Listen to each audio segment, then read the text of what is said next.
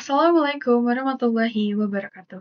Halo semuanya, perkenalkan nama saya Erika Rahmadina dengan NIM 2024-31176.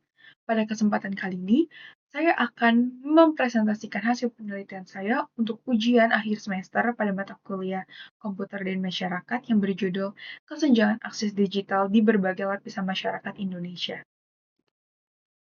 Masuk kepada jurang di balik euforia digital.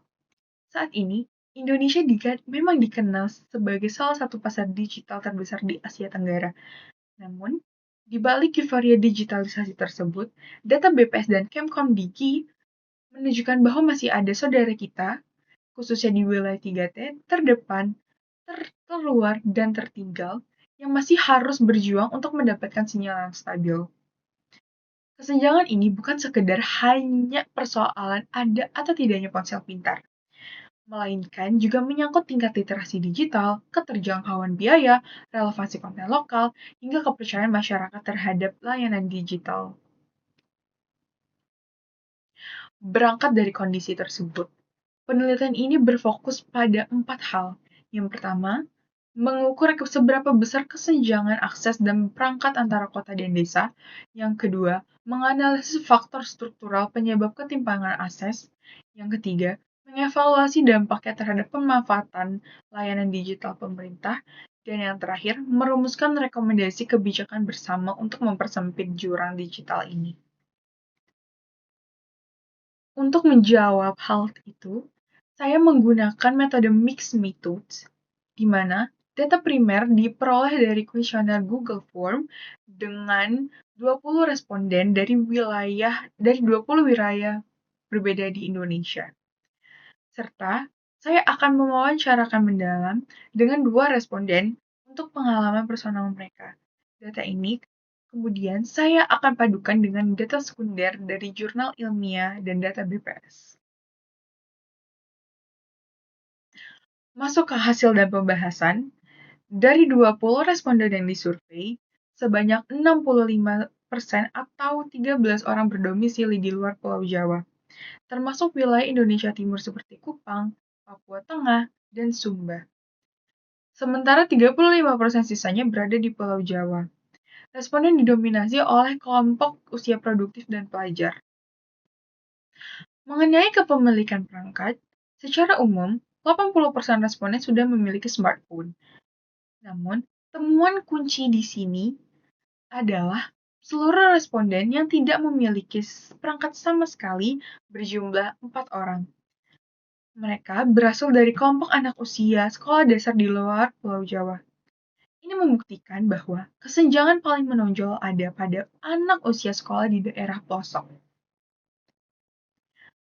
Mengenai kualitas koneksi, hasilnya sangat memengaruhi aktivitas pengguna. Responden dengan sinyal cepat mampu bekerja, berbelanja online, hingga mengakses layanan pemerintah. Sebaliknya, responden dengan sinyal yang tidak stabil cenderung hanya memakai internet sebatas untuk belajar dan bermedia sosial. Mari kita bandingkan antara Pulau Jawa dan Pulau luar Jawa dengan kontras yang sangat tajam.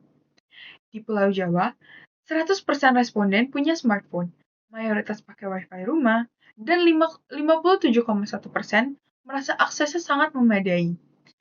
Tidak ada yang merasa tidak memadai.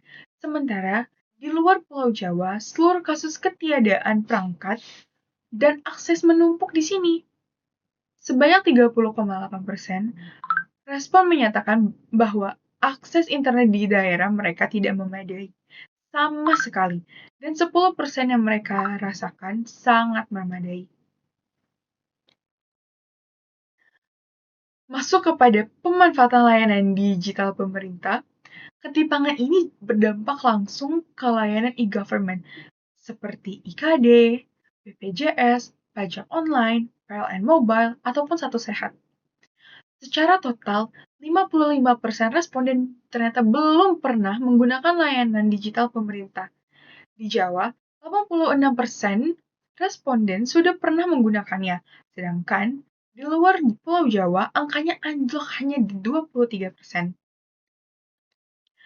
Lalu, apa yang paling dibutuhkan oleh masyarakat? Saya di sini mempunyai dua perspektif. Yang pertama itu dengan wilayah yang terkoneksi baik. Untuk wilayah terkoneksi baik, mereka mengusulkan peningkatan kualitas sinyal dan pelatihan literasi untuk produktivitas. Sedangkan di wilayah tanpa akses atau di Pulau Luar Jawa, atau khususnya wilayah 3T, masyarakat secara konsisten meminta bantuan perangkat digital dan jaringan sebagai kebutuhan paling dasar. Kesimpulannya, sebagian besar responden 80% telah memiliki perangkat digital dan memanfaatkan internet dalam aktivitas sehari-hari. Yang kedua, kesenjangan tidak hanya soal ketersediaan perangkat, tetapi juga kualitas internet dan tingkat literasi digital. Yang ketiga, pola kesenjangan paling jelas terlihat antara wilayah Jawa dan luar Pulau Jawa, serta pada kelompok usia sekolah dasar. Yang keempat, pemerataan infrastruktur perlu diimbangi oleh penguatan literasi digital agar teknologi dimanfaatkan secara aman dan produktif. Yang terakhir, diperlukan kolaborasi antara pemerintah, institusi pendidikan, dan masyarakat untuk mempersempit jurang digital secara berkelanjutan. Rekomendasi bagi pemangku kepentingan.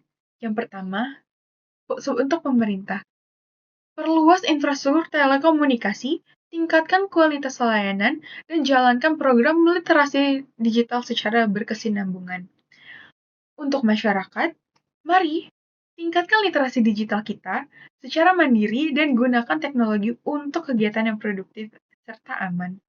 Untuk institusi pendidikan, integrasikan literasi digital ke dalam pembelajaran melalui kegiatan edukatif dan media berbasis teknologi.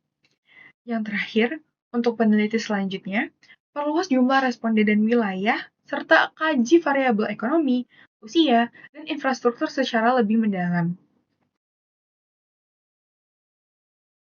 Pada poster ini, dapat kita lihat bahwa akses internet sangat amat mempengaruhi kegiatan belajar, bekerja, hingga layanan kesehatan. Hambatan ekonomi dan menurunkan keamanan data. Bisa dilihat di sini bahwa hambatan-hambatan akses ini dapat memperlebar lagi ketimpangan sosial, ekonomi, serta juga menurunkan keamanan data. Sebaliknya, dengan kolaborasi semua pihak yang terlibat, pemerataan akses akan membuka kesempatan yang sama bagi seluruh warga Indonesia. Sebagai penutup, satu langkah kecil untuk literasi digital adalah satu langkah besar bagi Indonesia yang lebih maju. Sekian presentasi dari saya. Terima kasih atas perhatiannya. Wassalamualaikum warahmatullahi wabarakatuh.